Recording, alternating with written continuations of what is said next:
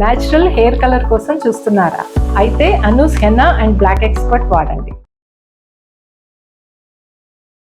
నమస్తే రమగారు. నమస్తే జయ. రమగారు, ఏదైనా జానపద గాథ చెప్తారా? ఒకటి 2 భాగాలు కథ చెప్తామా? తప్పకుండా. 3 భాగాలుగా కూడా చెప్పుకోవచ్చు దీన్ని మనం. ఓహో. పెద్ద కథ. పూర్వం అట వసంత నగరం అని ఒక రాజ్యం ఉంది. ఆ రాజుగారి పేరు అనంతవర్మ. ఆయనకి ఒక చక్కటి కూతురు ఉండేది, మధుమాల. ఎంతో చక్కగా ఉండేది. అయితే ఏమైందట, ఒకనాటి రాత్రి ఒక కుర్రాడు రాజభవనంలో పట్టుబడ్డాడు. పట్టుకున్నారు కుర్రాడిని పట్టుకుని తీసుకొచ్చేసరికి అక్కడ సర్వసైన్యాధ్యక్షుడు ఒకడున్నాడు, చాలా గట్టివాడు, వీరవర్మ కుర్రాడు అతను కూడా. ఈ పట్టుబడిన కుర్రాన్ని తీసుకొస్తే తీరా చూస్తే వాడెవడు, వీళ్ళ ఆస్థాన వైద్యుడైన గోవింద శర్మ గారి కుమారుడు. ఓహో. వాడి పేరు ముకుందుడు. వీడు గ్యారంటీగా దొంగతనానికే వచ్చాడని అరిచారు. వీడు ఒప్పుకోలే. ఆ ముకుందుడు అన్నవాడు, కాదు కాదు, నేను దొంగతనానికి రాలేదు, నేను రాజకుమార్తె కోసం వచ్చానన్నాడు. అనేసరికి వీళ్ళంతా నిర్ఘాంతిపోయారు. రాజకుమార్తె కోసం రావటం ఏమిట్రా నీ బొంద అంటే, ఈ సైనికులు ఒకరిద్దరు చెప్పారు, ఈయన మామూలు వాడు కాదండి, కొంచెం వెర్రైనా, చూడ్డానికి అందంగా బ్రహ్మాండంగా 6 అడుగులు ఉన్నాడు, కానీ అమాయకుడు, వెరుబాగులు వాడు, ఏదో నోటుకొచ్చినట్టు మాట్లాడతాడు, వాళ్ళ నాన్నగారు పిలిచి అప్పచెప్పేసేయండి, వీడికి ఏమి పరీక్షించద్దు, ప్రశ్నించద్దు అంటే వీళ్ళు ఊరుకోలే. రాజకుమార్తె కోసం వచ్చాననగానే రాజుగారికి ఒళ్ళు మండింది, సైన్యాధ్యక్షుడికి ఇంకా ఒళ్ళు మండిపోయింది. ఆ సైన్యాధ్యక్షుడికి ఆ రాజకుమార్తెను పెళ్లి చేసుకుని ఈ రాజ్యానికి రాజైపోదామని ఉంది వాడికి.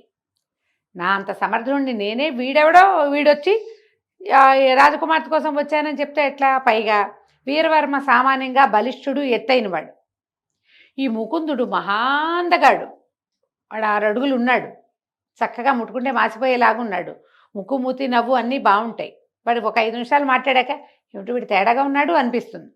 అమాయకుడు అనమాట అతను. అదేలేండి. వీళ్ళిద్దరికి, రాజుకి సైన్యాధ్యక్షుడికి ఇద్దరికి ఒళ్ళు మండిపోయింది. ఒక చెంపకాయ పీకారు, కొట్టారు. రాజకుమార్తె కోసం రావడం అంటే, రాజకుమార్తె అంటే నాకు పంచప్రాణాలు, మేమిద్దరం అప్పుడప్పుడు కలుసుకుంటున్నాము, రాజకుమార్తె కూడా నేనంటే ఇష్టం, వాళ్ళప్పుడెప్పుడో నేను వచ్చినప్పుడు ఆమె నవ్వింది, తర్వాత మేమిద్దరం మాట్లాడుకున్నాం అని చెప్పాడు. దీనికి పూర్వభాగం ఏం జరిగింది? గోవింద శర్మ గారు ఆస్థాన వైద్యుడు. రాజకుమార్తెకి మొహం మీద మొటిమలు వస్తాయి, ఏదైనా ఇబ్బంది వస్తుంది, చిన్న జ్వరం వస్తుంది, ఎప్పుడూ ఆయనే వైద్యం చేసేవాడు. ఈ రాజుగారి దగ్గరికి వచ్చేటువంటి చిన్నపన్న సమస్యలన్నిటికీ ఆయనే వైద్యం. ఆయన రోజు రాజాస్థానానికి వెళ్ళి కూర్చునేవాడు. ఈ ముకుందుడు ఈయనకి లేక లేక కలిగిన కొడుకు. వాడు చూపులకి బాగున్నాడు కానీ పిల్లవాడు అమాయక ప్రాణి. వాళ్ళ నాన్న గట్టి వైద్యుడే కానీ వీడికి ఆ వైద్యము పట్టుబడల, పెద్దగా చదువేది రాల. వీడికేవో చిన్న పొన్న చిట్కా వైద్యాలు చేయటము అలాంటివి నేర్చుకున్నాడు. ఏదైనా దెబ్బ తగిలితే దానికి మందేయటం, అంతే తప్పిస్తే వాళ్ళ నాన్నలాగా అదేదో అద్భుతమైనవి నాడి పట్టుకుని చెప్పటాలు అవి ఏమీ లేవు.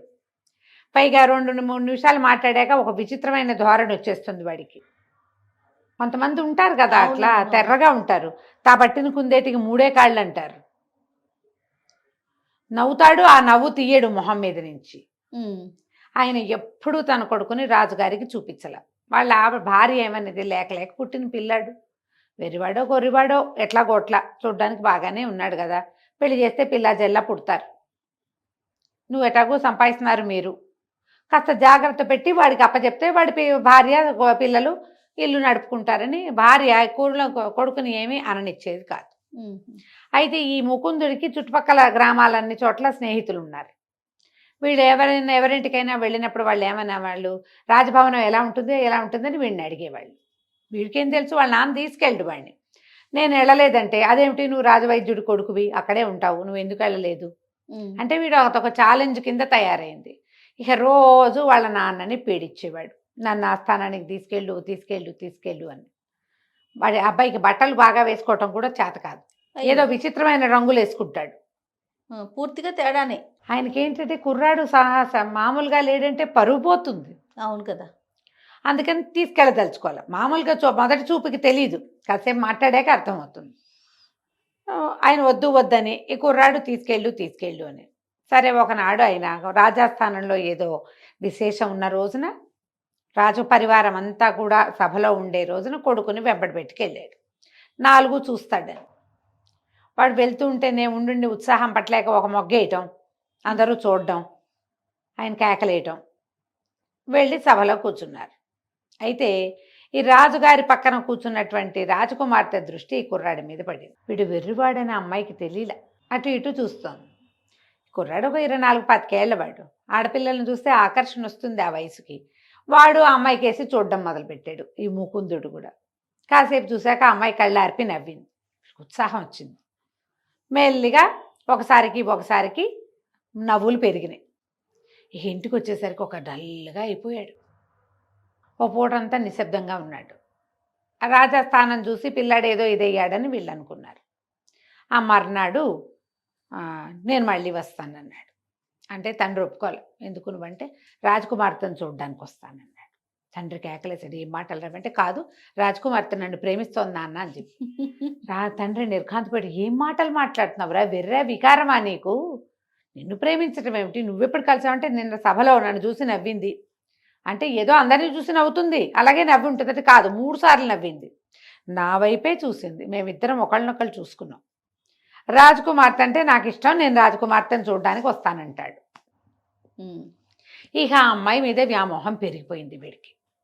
తండ్రి కేకలేసాడు, ఒరే గట్టిగా మాట్లాడుకురా, ఎవరైనా వింటే ప్రమాదము, వాళ్ళెవరు మనమెవరు అని తండ్రి ఏం చెప్పినా వాడు వినలా.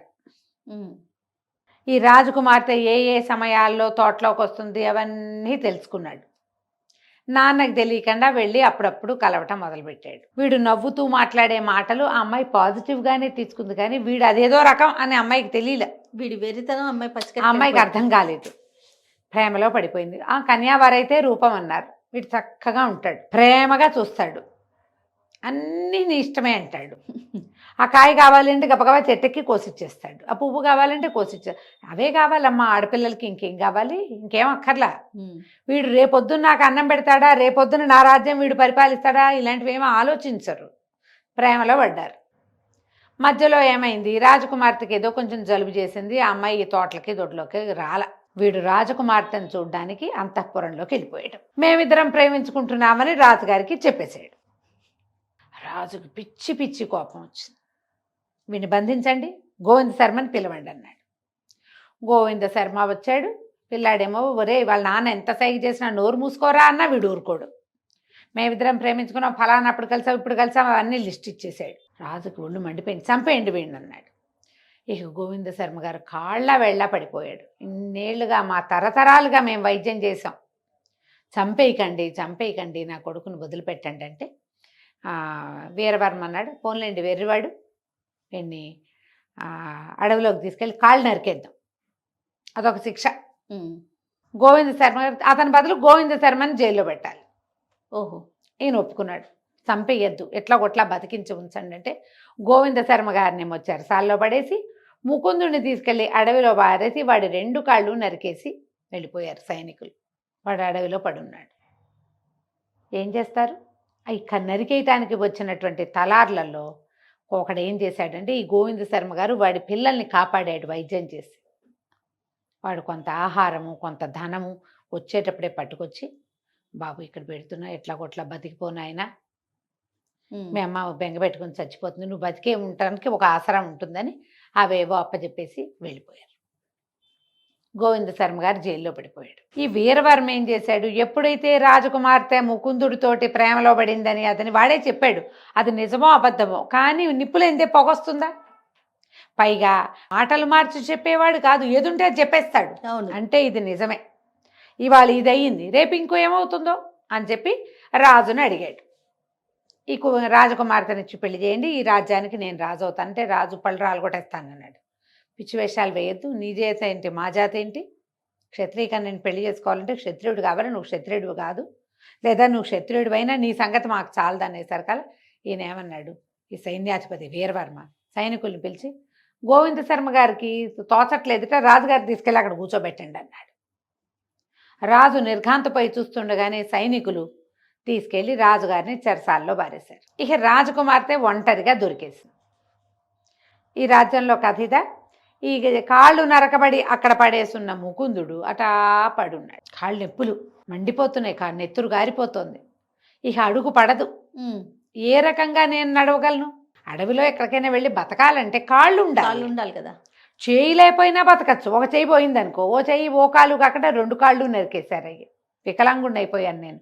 వాడు ఏడుస్తూ పడున్నాడు. కాసేపటికి పిచ్చి దాహం వేసేస్తోంది. ఏం చెయ్యాలో తెలియదు. అటా పడుంటే ఇంతలో ఏమైంది, ఏదో పెద్దగా కిచకిచ అనే శబ్దం అయ్యి ఒక పక్షి ఒకటి పరిగెత్తుకుంటూ వచ్చి ఇతని దగ్గర పడిపోయింది. ఎక్కడి నుంచో చిన్న పక్షి, పెద్ద తోక, చాలా కుచ్చుకుచ్చుగా ఉంది. దానికి వెనకకి అంత పుల్ల దిగి ఉంది వెనక భాగంలో. అయ్యో అని దాని దగ్గరికి తీసుకున్నాడు.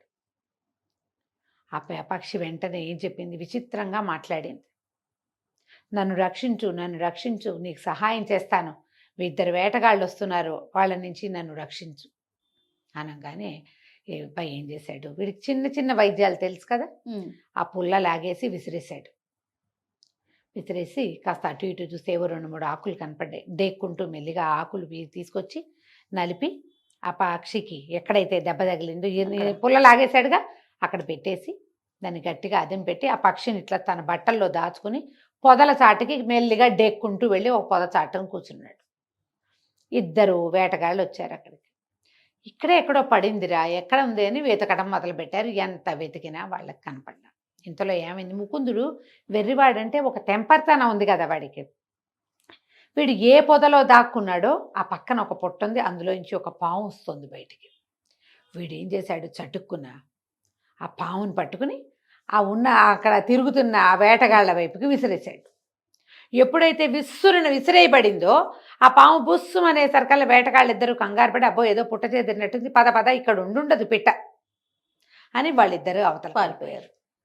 ఈ బట్టల్లో నుంచి ఆ పిట్టను బయటికి తీస్తే ఆ పిట్టను అడిగాడు, ఎవరు నువ్వు, ఇదేంటి ఎట్లా మాట్లాడుతున్నావు, నీకు మాటలు ఎట్లా వచ్చు అంటే, నాకు చాలా విషయాలు వచ్చు, నాకు 200 రెట్లు బరువున్న వస్తువుని కూడా మోయగలను, అందుకని వీళ్ళు తమ దగ్గర ఉంటే వీలుగా ఉంటుందని వాళ్ళు నన్ను పట్టుకోవటానికి ఈ పని చేశారు. నాకు చాలా శక్తులు ఉన్నాయి, నేను ఎక్కడి నుంచైనా ఏదైనా చేసేయగలను. అది పట్టుకోవటం కోసం చిన్న పుల్ల విసిరారు, అదేమో డొక్కల్లో దిగింది, నువ్వు వేసిన మందు వల్ల అది తగ్గిపోయింది, చెప్పు నీకేం సహాయం చేయమంటావు అంటే, నాకు దాహం వేస్తోంది అన్నాడు. అనేసరికల్లా ఈ పక్షి అంది, ఇక ఈ మొక్కల్లో చూడు, ఏదైనా ఒక ఆకుతో చిన్న దొప్ప చేసి నా ముక్కుకు తగిలించు, నేను నీకు నీళ్లు తెచ్చి పెడతాను. ఇతను ఆకుని ఇట్లా దొప్పలాగా చేసి చిన్నగా ఒక పుల్ల పెట్టి కుట్టేసి ఆ పక్షికి ఇచ్చాడు. అది రెవ్వున ఎగిరి ఎక్కడికో వెళ్ళి దాని నిండా ఇట్లా నీళ్లు ముంచి తీసుకొచ్చింది. నీళ్లు తాగేసరికి ప్రాణం వచ్చింది. ఇలా ఏం జరిగింది ఏమిటి అంటే, అప్పుడు చెప్పాడు దుఃఖిస్తూ, నేనేం చేయను, రాజకుమార్తెను ఎంతో ప్రేమించాను మధుమాలని, రాజుగారేమో నా కాళ్ళు నరికించేశాడు, ఇక్కడ పడేశారు, మా నాన్న జైల్లో ఉన్నాడు, నన్ను వెరుబాగులు వాడు అంటారు వాళ్ళంతా, నేను రాజకుమార్తెను ప్రేమించా, రాజకుమార్తె కావాలి నాకు, ఈ కాళ్ళు కావాలి కాదు, వాడికి రాజకుమార్తె కావాలి అనేసరికి పక్షి నవ్వింది. అయితే నీ కాళ్ళు వస్తాయి, రాజకుమార్తె వస్తుంది. ఇక్కడికి చాలా దూరంలో ఒక ఆశ్రమం ఉంది, అక్కడ సుమమాలిని అనేటువంటి ఒక తపస్విని ఒక అమ్మాయి ఉంటుంది, ఆమెను చూడు, ఆమె నీకు కాళ్ళు వచ్చేలా చేస్తుంది, రాజకుమార్తె దక్కేలాగా చేస్తుంది అనేసరికల్లా వీడు ఏడ్చాడు. నేనేలా వెళ్తాను, ఈ కాళ్ళే లేవు కదా, ఎట్టా వెళ్ళగలను అంటే, ఇది నవ్వింది పెట్ట, ఒక పని చేయి, నిన్ను నేను అక్కడికి తీసుకెళ్తా, ఇక్కడ ఉన్నవి చెట్ల నుంచి తాళ్ళు ఆకులు వాటన్నిటినీ చేసి ఒక ఉయ్యాలలాగా చేసుకో, నువ్వు అందులో కూర్చో, నేను నిన్ను మోసుకెళ్తా.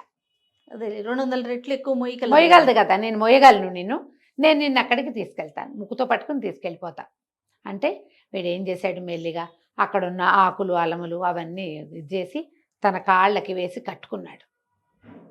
నెత్తురు గారటం ఆగింది, ఒక రవ్వ నొప్పి తగ్గింది. మెల్లిగా డేకి ఈ అడవి తీగలు లతలు ఉంటాయి కదా, ఆ తాళ్ళన్నీ లాగి తను కూర్చోటానికి ఒక దున్నె లాంటిది తయారు చేసుకున్నాడు, జోల్లాగా. ఈ జోలిలో కూర్చోగానే ఈ పక్షి లేచి దాన్ని ఇట్లా ముక్కుతో లేవదీసి తీసుకుపోయి ఒక ఋష్యాశ్రమం దగ్గర దింపింది. ఆ ఋష్యాశ్రమంలో దిగిన ఈ ముకుందుడు, కాళ్ళొచ్చాయా, రాజకుమార్తె దక్కిందా, ఈ ఋష్యాశ్రమంలో ఎవరున్నారు మనం వచ్చే భాగంలో తెలుసుకుందాం. తప్పకుండా రమ్మగారు. నమస్తే. నమస్తే జీ. మాట్లాడే పక్షి మనం కథ చెప్పుకుంటూ ఉన్నాం కదా. నెక్స్ట్ భాగం. పక్షి తీసుకెళ్ళి ఇతన్ని ఆశ్రమంలో దింపింది, ఒక ఆశ్రమం దగ్గర. వాడు ఏం చేశాడో వదిలిపెట్టి, అమ్మాయి వస్తుంది నువ్వు మాట్లాడుకో అని చెప్పేసరికి అలా బాకెట్లో వదిలిపెట్టేది కదా, వదిలిపెట్టింది. మెల్లిగా ఇతను డెక్కుంటూ ఆశ్రమం లోపలికి వెళ్ళాడు. వెళ్ళేసరికి అలా సాయంకాలం అయింది. ఆశ్రమంలోంచి ఒక అమ్మాయి వచ్చింది బయటికి. ఎంత అందంగా ఉందో, వాకిలంతా ఊడ్చింది, తలకాయ తిప్పి చూడల ఇతనికేసి ఊడ్చింది, నీళ్లు జల్లింది, చక్కగా పెద్ద పెద్ద ముగ్గులేసింది. తన అమ్మాయికేసే చూస్తున్నాడు. ఆ అమ్మాయి తలెత్తి చూడల. ఇతను మెల్లిమెల్లిగా జరుగుతూ దగ్గరగా వెళ్ళాడు. ఆ ముగ్గులు దాటి ఆశ్రమాన్ని చేరుకున్నాక పెద్ద గాండ్రింపు వినపడింది వెనకాల నుంచి. అడిలిపోయాడు. తీరా చూస్తే పెద్ద పులి పరిగెత్తుకొచ్చింది. అయిపోయాను నేను, ఇంకా నీ బతికేది లేదనుకున్నాను. కానీ ఆశ్రమం లోపల రాగానే అది గాండ్రించడం మానేసి వచ్చి ఆ అమ్మాయి దగ్గర కూర్చుంది. ఇక ఎన్ని జంతువులు వచ్చాయో, వచ్చినవన్నీ లోపలికి వచ్చి రాగానే కాంగా అయిపోయినాయి. అన్నీ ఆశ్రమం లోపలికి వచ్చేసి అప్పుడు ఇతను పలకరించాడు, దండం పెట్టాడు. నా జీవితం ఇలా ఇదిగా అయిపోయింది అని తన కథ అంతా చెప్పుకున్నాడు. అడిగాడు, ఇన్ని జంతువులు వచ్చాయి, ఇవేమిటి? అక్కడ అరుస్తూ వచ్చింది పులి, లోపలికి వచ్చేసరికి నిశ్శబ్దంగా అయిపోయింది. పులి ఆవిడ పాదాలు నాకుతూ తిరుగుతోంది. ఎలుగుబంటి ఆ అమ్మాయి వెనకాలే చేతులు ఆడిస్తూ తిరుగుతోంది. చిరత పులి వచ్చింది, అది కూడా తోకాడిస్తూ తిరుగుతోంది అంటే నవ్వింది ఆవిడ.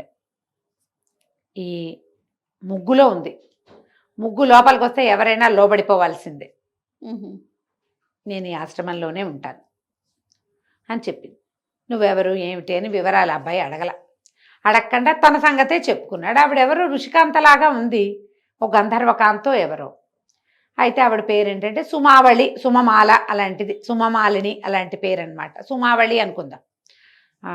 అయితే ఈ అమ్మాయి ఏం చెప్పిందంటే, నేను చెప్పినట్టు చేస్తే నువ్వు వెర్రివాడివిగా ఉన్నావు, నీకు జ్ఞానం వస్తుంది, నీ కాళ్ళు వస్తాయి, నీ రాజకుమార్తె కూడా నీకు దక్కుతుంది, చేస్తావా?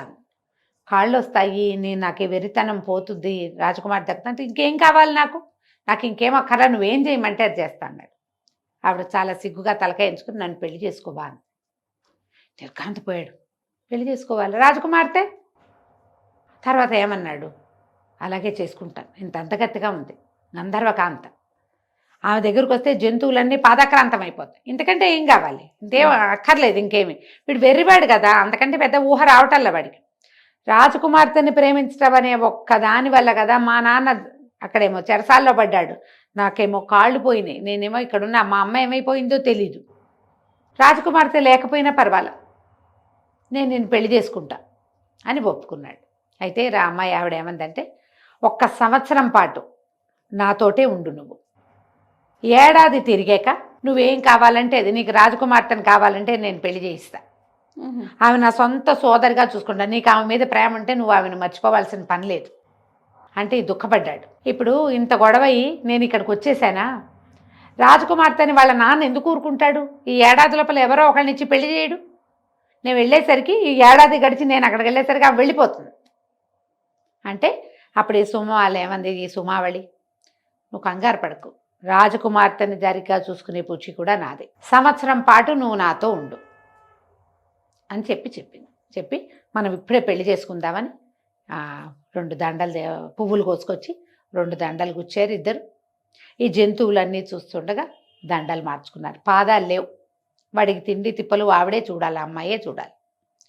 సరే ఆ రోజు రాత్రి హాయిగా గడిపారు. ఏదో ఆహారం పెట్టింది, హాయిగా జంతువులన్నీ ఆశ్రమం చుట్టుపక్కల పడుకున్నాయి కాపలాలాగా. సుమావళి మన ముకుందుడు ఆశ్రమం లోపలికి వెళ్ళిపోయి విశ్రాంతి తీసుకున్నారు. ఆ రాత్రి గడిచిపోయింది. మర్నాడు ఉదయం సుమావళి ఇతనికి కనపడలా. కొంచెం కాళ్ళు అవి నొప్పులుగా కూడా ఉన్నాయి కదా, ఇక అలాగే ఉన్నాడు. మర్నాడు రాత్రి వచ్చి ఏం చెప్పిందంటే, ఇక్కడ అడవిలో ఒక అద్భుతమైన దేవాలయం ఉంది, జ్ఞానాంబికాదేవి అక్కడ ఉండే అమ్మవారు. ఆమె పౌర్ణమి నాడు కనపడుతుంది, ప్రత్యక్షం అవుతుంది. ఇవాళ పౌర్ణమి, మన ఇద్దరం అక్కడికి వెళ్దాం, దేవతలందరూ ఆమెకు పూజ చేయడానికి వస్తారు, ఆ అమ్మవారి దర్శనం లభిస్తే నీకు జ్ఞానం వస్తుంది, కాళిదాసుకు వచ్చినట్టు, దేవతల సహకారంతో నీ కాళ్ళు సంపాదించుకుందు కానీ అని చెప్పింది. బాగుంది. సరేనన్నాడు. ఈ ఇంతలో ఏమైంది, ఈ రాజకుమార్తె అని ఇంట్లో ఉంది. రాజుగారినేమో బంధించాడు ఆ వీరవర్మ. రాజును బంధించిన తర్వాత రాజకుమార్తె దగ్గరికి వెళ్ళాడు. ఏం చెప్పాడు, నేను వివాహం చేసుకుంటా, మీ నాన్నని జైల్లో పెట్టా, వాడు రాడు, వచ్చిన వాడు వెర్రివాడు, వాడికి నేను పెళ్లి చేసుకునేంత లేదు, నువ్వు నాతో ఉండవలసిందే, నీకు రెండో దారి లేదు. ఈ పిల్ల ఏడుస్తూ కూర్చుంది. ఆ ముకుందుడే గుర్తొస్తున్నాడు. ఎంత ప్రేమగా ఉన్నాడు, ఎంత చక్కగా ఉన్నాడు. బ్రాహ్మణుడైతే ఏమిటి, క్షత్రియులు బ్రాహ్మణుల్ని వివాహం చేసుకోరా, మా నాన్న నా జీవితం ఇలా అయిపోయింది అని ఏడ్చుకుంటూ కూర్చుంది. అతను ముహూర్తం పెట్టిస్తున్నానని చెప్పేశాడు. రాజ్యం అతని చేతిలో ఉంది. ఏమనుకుంది, ఒక వజ్రపు టొగ్గరం వెతుక్కుని దాన్ని పగలగొట్టి దాన్ని ఎందులో నా కలుపుకొని తాగేస్తే చచ్చిపోతాను నేను. ముకుందుడు కాళ్ళు నరికేశారు. ఇంకా అతను వచ్చేది లేదు, నాన్న వచ్చేది లేదు, జైల్లో ఉన్నాడు. వీడికి రాజ్యం కావాలి, దాంతోపాటు రాజకుమార్తెనైనా నేను కూడా కావాలి. ఇప్పుడు వాడే రాజ్యం తీసుకున్నాడు అనుకో, ప్రజలు ఎప్పుడో ఒకప్పుడు వ్యతిరేకిస్తారు. రాజుగారిని అరెస్ట్ చేసి రాజ్యాన్ని ఆక్యుపై చేసిన వాడి మీద ప్రజలకి సానుభూతి ఉండదు. అదే వాడు రాజకుమార్తెకి మొగుడైపోతే రాజుగారి మీద ప్రేమతో రాజకుమార్తెని యాక్సెప్ట్ చేసి ఆమె భర్తను యాక్సెప్ట్ చేస్తారు. వాడి ప్లాన్ అది. నేను లేకపోతే ప్రజలైనా తిరగబడి ఏదో ఒక నాటికి ఈ ప్రజాకంటకుండి తీసేస్తారు అని ఏమనుకుంది, ఈ వజ్రాన్ని మింగుదామని భావించింది. అది కలుపుకునేసరికల్లా దూరం నుంచి ఒక పక్షి పరిగెత్తుకుంటూ వచ్చి ఈ అమ్మాయి తాగుతున్న పాత్రని తోసేసింది. విచిత్రంగా పాత్ర పడిపోయింది. ఆ పక్షి మాట్లాడడం మొదలుపెట్టి రాజకుమారి, ఏమిటి చచ్చిపోదామనుకుంటున్నావా? నువ్వు చచ్చిపోవద్దు, నీ ముకుందుడు క్షేమంగా ఉన్నాడు, నీ దగ్గరికి వస్తాడు అంటే భోరుమ నేర్చింది రాజకుమార్తె. ముకుందుడు చచ్చిపోలేదా, వెళ్ళి చంపేయలేదంటే చచ్చిపోలేదు, కాళ్ళు నరికారు అంతే. కానీ 1 సంవత్సరం పాటు నువ్వు గనక వేచి ఉన్నావా, కాళ్ళు వస్తాయి, ముకుందుడు వస్తాడు. అక్కడ ఒక అద్భుతమైన అవకాశం లభించింది. కాబట్టి నువ్వు ఆ పని చెయ్యొద్దు. మరి మీ అమ్మాయి ఏమంది, రాజకుమార్తె మధుమాల ఆ అమ్మాయి, వీడిని ఏం చేయను నేను, ఈ వీరవర్మ రేపొద్దును ఒప్పుకోడు అనేసరికల్లా ఏ మాట్లాడే పక్షి ఏం చెప్పిందంటే, దీనికి ఒక ఉపాయం ఉంది. రేపొద్దున వస్తాడు, పెళ్ళంటాడు. నువ్వేం చెప్తావంటే, నీకు ఇప్పుడు ఎన్నో సంవత్సరం, రాజకుమార్తెకి 17వ సంవత్సరం, 18 ఏళ్ళు వస్తే కానీ నా పెళ్ళి అవ్వకూడదు. 18 ఏళ్ల లోపల నన్ను ఎవడు పెళ్లి చేసుకుంటాడో వాడి కళ్ళు పోతాయి, కాళ్ళు పడిపోతాయి, నా జాతకంలో ఇలా ఉంది అని చెప్పి వాడిని నమ్మించు అంటే సరేనంది. మళ్ళీ అనుమానం వచ్చింది. ఇప్పుడు నేను చెప్తాను, నమ్మిస్తా. వాడు పోయి మా ఆస్థాన జ్యోతిష్కుడు ఉన్నాడు, డిండిమ భట్టు అని ఆయన, అక్కడికి వెళ్తాడు. ఆయన అలాంటిదేం లేదు, రాజకుమార్తె అద్భుతమైన జాతకం అన్నాడు అనుకో, కొంప మునిపోదు. వాడు నేను అబద్ధాలు చెప్పానని నన్ను ఏమైనా చేస్తాడేమో అంటే పక్షంది అలా కాదు, డిండిమ భట్టికి ఒక ఉత్తరం రాసివ్వు. వీడి చెర నుంచి నేను తప్పించుకోవాలంటే నాకు 1 ఏడాది సమయం కావాలి. ఈ సమయంలో నాకు వివాహం జరిగితే పెళ్లి కొడుక్కి ఎవరైతే వరుడు ఎవరైతే ఉంటాడో భర్తకి కళ్ళు పోయి కాళ్ళు పడిపోతాయి, అనారోగ్యం వచ్చేస్తుందని మీరు చెప్పండి. ఏడాది తర్వాతకి ముహూర్తం పెడతాం, 18 ఏళ్ళు నిండంగానే, ఇప్పుడు 18 నిండంగానే పెళ్లి చేసుకోవచ్చు అని చెప్పండి అని ఒక ఉత్తరం రాయి. ఈ ప్లాన్ బాగుందిగా. రాజకుమార్తె చకచక డిండిమ భట్టికి ఉత్తరం రాసేసింది, నన్ను రక్షించండి, నా తండ్రి అయిన మహారాజేమో జైల్లో ఉన్నాడు, మీరే నా తండ్రి అనుకుంటున్నాను, ఈ ఏడాది ఆపితే నందో రాజా భవిష్యత్తు, నాకు వేరే అవకాశం లభిస్తుంది, కాబట్టి ఇది చెప్పండి అని రాసి ఈ పక్షి చేర్చి ఇచ్చేసింది. పక్షి ఈ ఉత్తరం ముచ్చుకుని అక్కడికి పరిగెత్తుకుంటూ వెళ్ళి ఆ డిండిమ భట్టుకి ఆ ఉత్తరాన్ని అప్పచెప్పింది. ఆయన ఆ ఉత్తరం చూసుకుని ఆ ఉత్తరాన్ని కాల్చి చింపి ముక్కలు చేసి కాల్చేసాడు. సరే, నా దగ్గరికి వస్తే నేను అదే చెప్తా, మీరేం కంగారు పడద్దని యువరాణికి ఒక మాట చెప్పమన్నాడు. ఈ యువరాణి దుఃఖిస్తూ అయ్యో ముకుందుడు లేకుండా అయిపోయాడని, నాన్న లేకుండా అయిపోయాడని ఏడుస్తూ తిరిగింది. కానీ ధైర్యం వచ్చింది. ఈ పక్షి, నేను రోజు వస్తా నీ దగ్గరికి, నేను వచ్చి మాట్లాడుతూ ఉంటా, సంవత్సర కాలం నువ్వు వేచి ఉంటే చాలు, ఏడాది అని చెప్పింది. మర్నాడు పొద్దున సైన్యాధ్యక్షుడు రాగానే రాజకుమార్తె ఏం చెప్పిందంటే, నేను పెళ్ళికి సిద్ధమే, కానీ నాకు గుర్తుండి నాకు 18 నిండితే కానీ కుదరదు, 1 ఏడాది సమయం తీసుకో, ఇదిగో నా పరిస్థితి ఇట్లా ఉంది అని చెప్పి. ఈయన డిండిమట్టును కనుక్కుంటాడు సహజంగా, కనుక్కొని ఊరుకున్నాడు. ఏడాది సమయం. ఈ లోపల ఏమైంది, అక్కడ అడవిలో ఈరోజు ఈ పక్షి వచ్చి ఈ దీని దగ్గర ఈ అమ్మాయి దగ్గర ఉండేది, రాజకుమార్తె దగ్గర. ఉమ్. పగలల్లా ఉండేది, సాయంకాలం ఎగిరిపోయేది, సాయంత్రం అయ్యేసరికి ఎగిరిపోయేది. ఈ మన సుమావళి ముకుందుడు అడవిలో ఉన్నారు కదా, రెండో రోజు రాత్రి ఈ సుమావళి ఏం చేస్తుంది, ఈ ముకుందుడిని మెల్లిగా తీసుకుని ఆ దేవాలయానికి తీసుకెళ్ళింది. జ్ఞానాంబిక చాలా పెద్ద పురాతనమైన దేవాలయం ఉంది. చంద్రోదయం అయ్యి చీకటి పడంగానే అమ్మవారు ప్రత్యక్షమైంది. ఉమ్. దేవతలు బోలెడన్ని విమానాల్లో దిగి వస్తున్నారు. వీళ్ళిద్దరూ కనపడకుండా నిలబడి ఉన్నారు. కానీ అమ్మవారు ఎప్పుడైతే ఆమె ప్రత్యక్షమైందో, దేవతలు వచ్చారు, వాళ్ళందరూ పూజ చేయంగానే చంద్రుడు మింటికి ఎక్కంగానే అమ్మవారు వచ్చేసింది. ఆమె నా స్వరూపంతో చూసేసరికల్లా వీడికి అసలు ఉద్రేకం వచ్చేసి ఎన్ని సంస్కృత వాక్యాలు చదువు రాదు కదా అబ్బాయికి, ఏమి ఏదో చిట్కా వైద్యాలు మాత్రమే వచ్చు. ఆసువుగా ఒక శ్లోకం చదువుతూ అమ్మవారి ముందుకి డెక్కుంటూ వెళ్ళిపోయాడు ఉద్రేకంతో. ఆ శ్లోకం విని ఎంతో సంతోషించింది అమ్మవారు. వాడి శిరస్సు మీద తన చేయి పెట్టి ఆశీర్వదించింది. అమ్మ మాయమైపోయింది. దేవతలందరూ అడిగారు, ఎంత చక్కటి శ్లోకం చెప్పావు, వికలాంగుడుగా ఎందుకున్నావు, నువ్వెవరు ఏమిటి అంటే వీడు చెప్పుకున్నాడు తన కథ అంతా. నేను మూఢంగా ఎందుకు పుట్టానో నాకు తెలీదు, 25 సంవత్సరాలుగా నేను అలాగే ఉన్నాను, ఈ అడవిలో పడిపోయాను, ఇట్లా వాళ్ళు చేశారు, ఇదంతా చెప్పేసరికి దేవతలు ఏమన్నారు, ఇతనికి ఒక ఖడ్గాన్ని, తర్వాత ఈ అపురూపమైన కొన్ని పుష్పాలు కొన్ని ఇచ్చి కాళ్ళు వచ్చేలాగా చేశారు. పాదాలు మొలిచినాయి ఇతనికి, పాదాలు తెగొట్టేశారు కదా, పాదాలు మొలిచిపోయినాయి. ఎంత సంతోషించాడో. దేవతలందరికీ పేరు పేరుతోటి నమస్కారాలు చేశారు. సుమాలి మాత్రం ఇక్కడికి రాల, ఆమె చెట్టు వెనకాలే ఉండిపోయింది. ఈ గుళ్ళో నుంచి బయటకు వచ్చి భార్యని కావలించుకున్నాడు. నిన్న పెళ్లి చేసుకున్నాడుగా, ఎంత సంతోషంగా ఉన్నాడో. ఈ భార్య మహాసౌందర్యవతి అనే గంధర్వాంగన దొరికింది. ఇద్దరు కలిసి ఆశ్రమానికి తిరిగి వచ్చారు. హాయిగా ఉన్నారు. సంవత్సరం తనతో పాటు ఉండమని కదా నియమము. ఈ కొన్ని నెలలు గడిచినాయి. ఇతనికి తెలిసింది, ఏ రోజు రాత్రిపూటే సుమావళి తనతోటి ఉంటుంది, ఏ ఒక్క పగలు ఆ అమ్మాయి ఆశ్రమంలో ఉండదు. ఎక్కడికి వెళ్ళిపోతుందో ఏం చేస్తుందో అతనికి తెలియదు. విసుగు పుట్టిపోయేది, ఒక్కడే ఉండటంతో. ఒక 5-6 నెలలు గడిచాక, 4-5 నెలలు గడిచాక ఒకరోజు అడిగాడు, నేను ఇప్పటిదాకా ఆలోచించలేదు, నాకు జ్ఞానం కలిగింది కాబట్టి రకరకాల పుస్తకాలు తెచ్చిపెట్టేది అతను చదువుకోవటానికి, కావ్యాలు అవి ఇవి. మరి బుద్ధి తెలిసిందిగా, చదువుకుంటూ ఉండేవాడు. భార్య కోసం వేచి ఉండి చదువుకునేవాడు. నువ్వెవరు ఏమిటి, నువ్వు ఎందుకు రాత్రిపూటే ఉంటున్నావు, ఎందుకు పగటిపూట ఉండవు అడిగితే అమ్మాయి ఏం చెప్పిందంటే, నేను మెల్లిగా చెప్తా నీకన్నీ. సంవత్సరం నాతో ఉంటానన్నావు, ఏడాది పాటు రాజకుమార్తెకి ఏ సమస్య రాదు, ఆమె నీకోసం క్షేమంగా అవివాహితగానే ఉంటుంది. నాతో ఈ సంవత్సరము ఉండు, నేను ఇప్పుడు గర్భవతిని, సంతానం కలిగే వరకు నువ్వు నాతో ఉంటే చాలు. నేను ఒక విచిత్రమైన శాపంలో ఇరుక్కుని ఉండటం వల్లే నేను నిన్ను ఇక్కడ ఉంచాను, కానీ ఇంకేమీ కాదని. పగలు కనపడేది కాదు, రాత్రిపూట వచ్చేది. అతను ఆహారం వంట చేసుకుని తినేసేవాడు, అమ్మాయి రకరకాల వస్తువులు తెచ్చిపెట్టేది. ఆశ్రమం అంతా బాగు చేసుకునే వాళ్ళు ఇద్దరు కలిసి కులాసాగా ఉన్నారు. పక్షి రాజకుమార్తె దగ్గరికి ఎవ్రీడే వస్తూ ఉండేది. రోజులు గడిచినాయి. గడిచిన తర్వాత చిట్ట చివరి రోజు, ఏడాది గడిచిపోయింది. వీరవర్మ సైన్యాధ్యక్షుడు రాజకుమార్తె దగ్గరికి వచ్చాడు. నువ్వు పెట్టిన ఏడాది గడువు ముగిసింది, రేపే మన పెళ్ళి అని చెప్పాడు.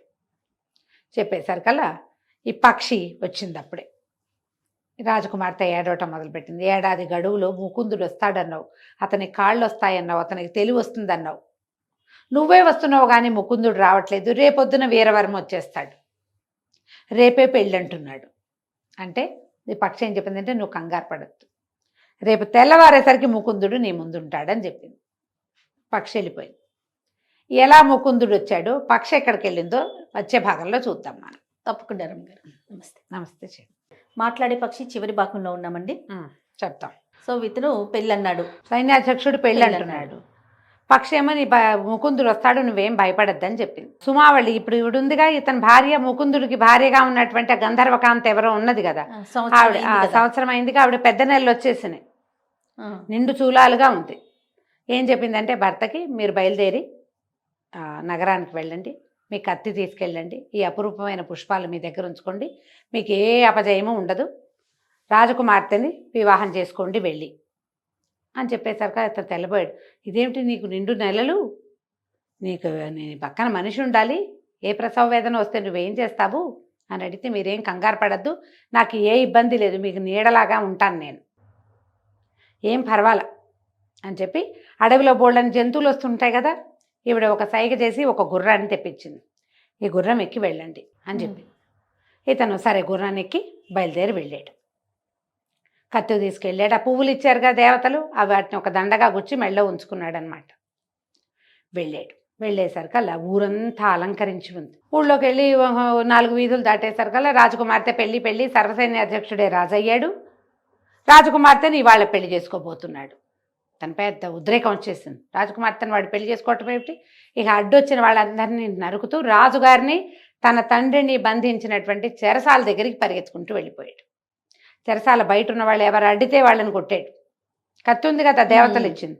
లోపలికి వెళ్ళి చెరసాల్లో తాళాలు అవి పగలగొడితే లోపల రాజుగారు తండ్రి కనపడ్డారు. తండ్రి అయితే అసలు చాలా అశాంతి దశలో ఉన్నట్టు అయిపోయాడు. రాజు కొంచెం వీక్గా ఉన్నాడు. ఆయన ఎప్పుడైతే ఈ కత్తి పుచ్చుకుని గుర్రం మీద ఇంత పౌరుషశాలిగా తను కనపడేసరికి ఆయన అన్నాడు, నన్ను క్షమించు, నీ జీవితం పాడు చేసేసాను, నీ తండ్రిని ఇక్కడ చేర్చాను, నా కూతురుని రక్షించు, ఆమెను నువ్వే వివాహం చేసుకుని ఈ రాజ్యానికి రాజు బాబు, నువ్వు మమ్మల్ని రక్షించమంటే తండ్రిని ఆయన్ని ఇద్దరిని బయటికి తీసుకొచ్చాడు. ఈ లోపల ఏమైంది, అంతఃపురంలో ఈ అమ్మాయిని పెళ్లి కూతురుని చేయడానికి సిద్ధపడ్డారు. ఆ అమ్మాయి ఏమో అన్ని విసిరేస్తుంది, పెళ్లి కూతురుని అవ్వను, నేనేమవను అని చెప్పి. ఈ వీరవర్మ వచ్చాడు, నువ్వు ఏడాది సమయం అడిగావు, ఏడాది ఆగాను, ఇప్పుడు నువ్వు ఈ గొడవ చేసినా ఏం చేసినా సరే నీతో పెళ్ళి తథ్యం, నువ్వు నీ అంతటి నువ్వు ఏమీ చేసుకోవడానికి వీలు లేదు ఇంకా అని గట్టిగా గొడవ చేశాడు. ఈ అమ్మాయి ఏం చేసింది, పిడిబాకు ఒకటి తీసింది, చచ్చిపోతాను కానీ నీకు మాత్రం భార్యను కాను నేను. ఇంతలో లోపలికి పరిగెత్తుకొచ్చాడు ముకుందుడు. ఎప్పుడైతే ఈ అమ్మాయి చేతిలో, రాజకుమార్తె చేతిలో కత్తి చూశాడో దూరం నుంచే తన కత్తితో ఆమె చేతిలో ఉన్న పిడిబాకు ఎగరగొట్టి నువ్వు వీరవర్మ మీద అరిచాడు గట్టిగా, నువ్వు రాజకుమార్తెను పెళ్లి చేసుకోవడానికి వీల్లేదు, ఆమె ఇష్టపడితే చేసుకోవాలి, ఆమె వద్దన్నప్పుడు నువ్వు పెళ్లి చేసుకోవడానికి వీల్లేదు అనేసరికి ఈ ముకుందుడు అతని పాదాలు చూసేసరికి ఆశ్చర్యపోయాడు. కాళ్ళు నరికించి కాళ్ళు తీసుకొచ్చి చూపించారు వాళ్ళు. వీడి కాళ్ళు ఎట్లా మొలిచాయి? ఆయన గట్టిగా యుద్ధానికి సిద్ధపడ్డాడు. సర్వసైన్యాధ్యక్షుడైన వీరవర్మ, కొత్తగా విద్యలు నేర్చుకున్న ముకుందుడు ఇద్దరూ తలపడి కత్తి పోరాటం చేశారు. ఈ యుద్ధంలో సర్వసైన్యాధ్యక్షుడిని నరికి పారేశాడు ముకుందుడు. అతని మెడ నరికేశాడు. ఆ శరీరం ఒక పక్కకు పడిపోయింది. రాజకుమార్తె పరిగెత్తుకుంటూ వెళ్ళి కావలిచ్చుకుంది ముకుందుడిని. సంవత్సరం వేచున్నాను నీకోసం అంటే అతను అన్నాడు, నిన్ను రక్షించడానికే ఇవాళ ఇక్కడికి రాగలిగాను నేను అని చెప్పాడు. ఈ లోపల రాజుగారు వీళ్ళంతా వచ్చారు లోపలికి. రాజు అన్నాడు, నాయన నీ వల్ల నా కూతురు రక్షించబడింది, లేకపోతే వాడికి భార్య అయ్యి ఈ రాజ్యంలో ఎట్లా బతికేదు అంటే, ఇదంతా నా ప్రతిభే కాదండి, ఒక మాట్లాడే పక్షి నా భార్య అయిన సుమావళి వాళ్ళిద్దరి వల్ల ఇది కుదిరింది అని చెప్పాడు. చెప్పేసరికల్లా ఈ రాజకుమార్తె, మాట్లాడే పక్షి అది ఇక్కడే ఉందిగా, ఇక్కడ ఉండటమేంటి, ఇక్కడ ఎందుకు ఉంది అన్నాడు. అప్పుడు గుర్తు చేసుకున్నాడు, ఈ మాట్లాడే పక్షి ఎప్పుడు చూశాడు తను, సంవత్సరం క్రితం. ఒకనాడు ఏ రోజైతే తన కాళ్ళు నరకబడ్డాయో ఆ రోజును చూశాడు. ఇతను చెప్పిన రెండో భార్య ఉంది కదా, నా భార్య సుమావళి అన్నాడు కదా, నీ భార్య ఏమిటి, నీకు పెళ్ళైపోయిందంటే అదొక పెద్ద గాథ, ఆ మాట్లాడే పక్షి వల్లే సుమావళి నా భార్య అయింది, ఆమె వల్లే నేను ఇక్కడికి వచ్చాను అనేసరికల్లా ఈ అమ్మాయి ఏం చెప్పిందంటే, మాట్లాడే పక్షి నా దగ్గర ఉంది, పాపం అది నిండు చూలాలు, ప్రసవ వేదన పడుతోంది, పక్కనున్న బంగారు పంజరంలో పక్క గదిలో ఉంచానని చెప్పి ఇతన్ని అక్కడికి తీసుకెళ్తే అక్కడ ఒక హంసతూలికా తల్పం మీద సుమావళి పడుకున్నది, ఆమె పక్కన ఇంత చంటి పిల్లవాడు కనపడ్డాడు. ఈ యువరాణి తెల్లబోయింది, ఎవరు నువ్వు, ఇక్కడికి ఎట్లా వచ్చావు, ఇక్కడ ఒక పక్షి ఉండాలి కదా అని కేకలు పెట్టింది. ఇతను ఒక్క గంతుతో పరిగెత్తుకుంటూ వెళ్ళాడు భార్య దగ్గరికి. వెళ్ళి ఆ చంటి బిడ్డని ఎత్తుకున్నాడు. సుమావళి, నువ్వు ఇక్కడికి ఎట్లా వచ్చావు, నేను నిన్ను అడవిలో వదిలిపెట్టి వచ్చా కదా అని. యువరాణి ఏమో, ఈ అమ్మాయి ఎవరు అనేసరికి నా భార్య అన్నాడు. అనగానే యువరాణి తెల్లపోయింది. ఇందాకే విన్నది, నీ భార్య అయితే నేను మన ఇద్దరికి పెళ్లి కాదా అని అడిగింది. ఈ మాట్లాడే పక్షిది అన్ని ప్రశ్నలే. అప్పుడు ఆ సుమావళి ఏం చెప్పిందంటే, నేనే ఆ మాట్లాడే పక్షిని రాకుమారి అని చెప్పి. అప్పుడు వీళ్ళిద్దరికీ తెలిసింది, మాట్లాడే పక్షి పగటిపూటేమో రాజకుమార్తె దగ్గరుంది, రాత్రిపూట సుమావళి ముకుందుడి దగ్గరుంది. ఆమె పగల్లేదు, ఇది రాత్రి రాదు. ఓకే. నేనే ఆ మాట్లాడే పక్షిని. శాపవశాత్తు నేను అట్లా అయిపోయాను. అందుకని మీ ఇద్దరిని ఈ రకంగా కలపడానికి ఇట్లా కారణమయ్యాను అని చెప్పి అప్పుడు తన సంగతి చెప్పింది. ఈ అమ్మాయి గంధర్వకాంత కాదు, యక్షజాతులలో ఒక చిన్న జాతికి చెందినటువంటి అమ్మాయి ఈ సుమావళి. ఆ అమ్మాయి తన సంగతి చెప్తుంది. నేను పుట్టగానే నా తల్లిదండ్రులు గతించారు. ఏదో పెద్ద దేవదానవ యుద్ధంలో వాళ్ళు గతిస్తే నేను మహాద్భుత సౌందర్యవతనని మా మేనత్త ఒక ఆవిడ నన్ను పెంచుకుంది. నేను చిన్నప్పటి నుంచి అందగత్తనని చాలా గర్వము గొప్ప నాకు. అయితే నాకు వివాహయోగ్యమైన వయసు వచ్చినప్పుడు ఏవైనా కొన్ని తెలివైన ప్రశ్నలు అడిగి పెళ్లి చేసుకోవాలని అనుకున్నాను నేను. అయితే మా అత్త ఏమన్నదంటే, ఆవిడకి ఒక రకమైన వేళాకోళం మగవాళ్ళంటే, ఆడవాళ్ళ పిచ్చి వాళ్ళకని. అందుకని ఈ ప్రశ్నలు అడుగు, ఎవడికి ప్రశ్న చెప్పలేడో వాడికి గుండు గీయించాలనేది. అట్లా మా ప్రాంతంలో ఉన్న వాళ్ళందరూ నా దగ్గరికి రావటం నా అందానికి మెచ్చి, మేము అడిగిన ప్రశ్నలకి సమాధానం చెప్పలేకపోతే మా అత్తయ్య వాళ్ళకి గుండు గీయించేది. మా నగరంలో చాలామంది గుండు వాళ్ళు కనిపించేవాళ్ళు, ఎందుకంటే మేము ఈ పని చేసేవాళ్ళం.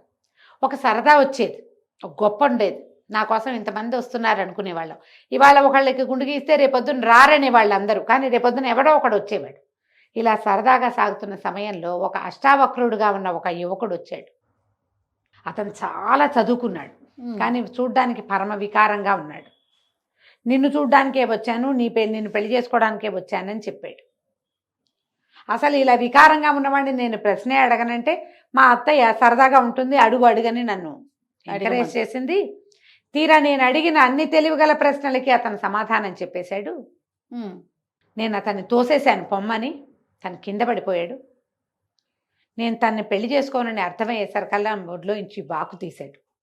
నన్నే చంపేస్తాడని నేను భయపడ్డాను, కానీ అతను ఆత్మహత్య చేసి నిన్ను చూడడం కోసమే వచ్చా, పెళ్లి వేరే సంగతి అని మెడ నరుక్కుని చనిపోయాడు. అయ్యో. మా అత్తయ్య చాలా నవ్వింది, కానీ నాకు చాలా దుఃఖము బాధ వచ్చినాయి. అతను చనిపోయేటప్పుడు చూసిన చూపు నాకు చాలా బాధ కలిగించింది. ఇప్పుడే ఇదే కదా సరదా వచ్చే సన్నివేశాలు ఇవేనని ఆ చనిపోయిన వాడి శవాన్ని చూసి మా అత్తయ్య బాగా నవ్వి ఆ శవాన్ని బయట పారేయించింది. చాలా రోజులు నేను అలాగే ఉండిపోయిన, దుఃఖంగా ఉండేది నాకు. అందరూ అనేవాళ్ళు, ఇట్లా ఒక అవిటివాడి మరణానికి కారణమయ్యావు, ఎప్పుడూ అవిటివాడే నీ భర్త అవుతాడు అనేవాళ్ళు. కానీ మా అత్తయ్య ఈ పద్ధతి మార్చుకోలేదు. అయితే ఆ కాలంలో సరే మరీ మనసు బాగుండలేదని ఎక్కడికో వ్యాహ్యాళ్ళకి వెళ్తే ఒక ఋషి ఒక ఆయన తపస్సు చేసుకుంటున్నాడు. అక్కడ ఏవో కొన్ని పక్షి ఈకలు కనపడితే 3-4 ఈకల్ని చేత్తో పుచ్చుకుని నడుస్తున్నాను నేను. మా అత్తయ్య ఈ మునిగారిని అడుగు, నీ పెళ్ళి ఎప్పుడు అవుతుందోనని అన్నది. నేను ఆయన అడిగాను, ఆయన సమాధానం చెప్పలే. అత్తయ్య ఏమంది, నీ చేతిలో ఈక ఉంది కదా, ఈకతో ఆయన్ని ముట్టుకో మెలకు వస్తుందన్నది. ఎప్పుడైతే ఆ పక్షి ఈకని ఆయనకి తగిలించానో ఆయన వెంటనే కళ్ళిదెరి చూసి నువ్వు పక్షిగా మారిపోమని నన్ను శపించాడు. ఓహో. ఇప్పటికే నేను చేసిన పని వల్ల నాకు చాలా దుఃఖంగా ఉంది, ఇప్పుడు పక్షిగా కూడా అయితే నా జీవితం ఏమైపోతుందో తెలీదు. అక్కడే కూర్చుని విపరీతంగా ఏడ్చాను. మా అత్తయ్య ఏదో మాట్లాడిపోతే ఆమెను నువ్వు పొమ్మన్నాను, నీ వల్లే నా జీవితం పాడైపోయింది, నువ్వు అసలు ఇక్కడ నా దగ్గర ఉండద్దు, నేను నీతోటి రానన్నాను. మా అత్తయ్య నీలాంటి పిచ్చిమొహం, ఇలాంటి అంటే సెంటిమెంటల్ ఫూల్ అనమాట, ఇలా తెలివి తక్కువగా ఉండేవాళ్ళు భయపడే వాళ్ళతోటి నేను ఉండనని అత్తయ్య వెళ్ళిపోయింది. నేను ఆ రుచిగారి పాదాలు పట్టుకుని ఏడుస్తూ ఉండిపోయాను. ఆయన సరే ఒక పూట పక్షివిక అని నా శాపాన్ని సడలించి, నీవు చేసిన ఈ పని వల్ల ఎవరైనా వికలాంగుడు సద్గుణ సంపన్నుడు అయిన మానవుడితోటి సంసారం చేసి సంతానాన్ని కన్న తర్వాత ఈ పక్షిగా మారేది పోతుంది, నీకు నువ్వు చేసిన పాపం కూడా పోతుంది అని నాకు శాపాన్ని సడలించాడు. అప్పటి నుంచి నేను వచ్చి ఈ అడవిలో ఉంటున్నాను. పగటిపూట నేను పక్షిగా ఉంటా, రాత్రిపూట మాత్రమే ఒక పూటే నేను పక్షిగా ఉండేది. ఈ పక్షి స్వరూపంలో ఉన్నదాన్ని, నాకు ఈ శక్తులు ఉన్నాయి, నేను యక్షకన్యను కాబట్టి నేను అన్ని బరువులు మోయగలను, మాట్లాడగలను. నేను మాట్లాడే పక్షిని తెలిసి కొంతమంది బోయేవాళ్ళు నన్ను పట్టుకోవటానికి వచ్చారు. ఆ సమయంలోనే నాకు ముకుందుడు కనపడ్డాడు. అతనికి పాదాలు లేవు, కానీ మంచివాడు. అందుకని అతనిని పట్టుకుని వికలాంగుడు అన్న మాట సరిపోయింది కాబట్టి వివాహం చేసుకున్నాను. అతనితో కాపురం చేసి సంతానాన్ని పొందితే కానీ నాకు ఈ పరిస్థితి పోదు. ఆ పరిస్థితి పోగొట్టుకోవడానికి ఈ మధుమాలని కాపాడడానికి రోజు ఇక్కడికి వచ్చి యువరాణిని మనసు చూరగొని ఆమెకి స్నేహంగా ఉండి ఆమెను కూడా ఆ పరిస్థితి నుంచి తప్పించాను. ఇతను నాకు భర్తగా ఉండటానికి ఒప్పుకున్నాడు, కానీ అతని మనసు కూడా ముంచాలనుకుని రాజకుమార్తెను రక్షించడానికి తిరిగాను ఇక్కడికి ఉమ్. అని చెప్పేసరికల్లా ఈ మధుమాల చాలా నిస్పృహగా పెట్టుకుంది మొహం. వివాహితుడు, సంతానవంతుడు, ఇంక ఎందుకు ఇతనితో అంటే ఒప్పుకోలేదు సుమాలి. కాదు కాదు, అతను నీ మీద ప్రేమతోటే మళ్ళీ తనకి కాళ్ళు కావాలనుకున్నాడు. అసలు అతనికి ఊహ తెలిసాక ఒక యువతిని ప్రేమించడం అంటే అది నిన్నే. నేను అక్కడ కనపడ్డాను, నేను నీ కాళ్ళు వస్తాయి, జ్ఞానం వస్తుంది అని చెప్పాను కాబట్టి నన్ను పెళ్లి చేసుకున్నాడు. పెళ్లి చేసుకున్నాడు కాబట్టి నన్ను ప్రేమిస్తున్నాడు. కానీ అసలు అతని ప్రేమకు పాత్రలవి నువ్వేనమ్మా. మన ఇద్దరం కలిసి ఉందాం. నాకు ఒక భర్త ఉన్నంతకాలం నేను జీవించి ఉండొచ్చు భూలోకంలో. తర్వాత నేను వెళ్ళిపోతాను. కుమారుణ్ణి ఇతనికే వదిలిపెడతా ఈ రాజ్యానికి. కాబట్టి నీకు ఏ అభ్యంతరము చెప్పక్కర్లేదు.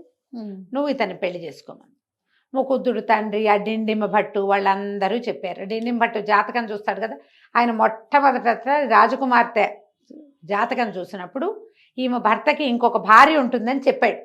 ఓహో. రాజుకు తెలిసింది. ఆ కాలంలో ఏముంది, రాజుగారి 2-3 భార్యలు ఉంటారు కదా. ఇప్పుడు ఒక గంధర్వకాంత లేదా యక్షకన్య ఇతనికి సమస్యలు తీర్చి రాజకుమార్తెని రక్షించగలిగే వ్యక్తి అయితే ఎందుకు కాదనుకోవటం. సరే, దాంతో ఒప్పుకొని ముకుందుడు రాజకుమార్తె వివాహం చేసుకున్నారు. సుమావళికి మళ్ళీ సంతానం కలగలేదు. రాజకుమార్తెకి బోళ్ళంతమంది సంతానం కలిగారు. సుమావళి కుమారుడే ఈ రాజ్యానికి రాజయ్యాడు కూడా. చాలా కాలం జీవించి ఎంతకాలమో సుఖంగా ఉన్నారు. ఇతను మరణించిన తర్వాత సుమావళి తన దేహాన్ని విడిచిపెట్టి యక్షలోకానికి వెళ్ళిపోయింది. కథ కంచికి మనం ఇంటికి. చాలా బాగుందండి మాట్లాడే పక్షి. నమస్తే. నమస్తే.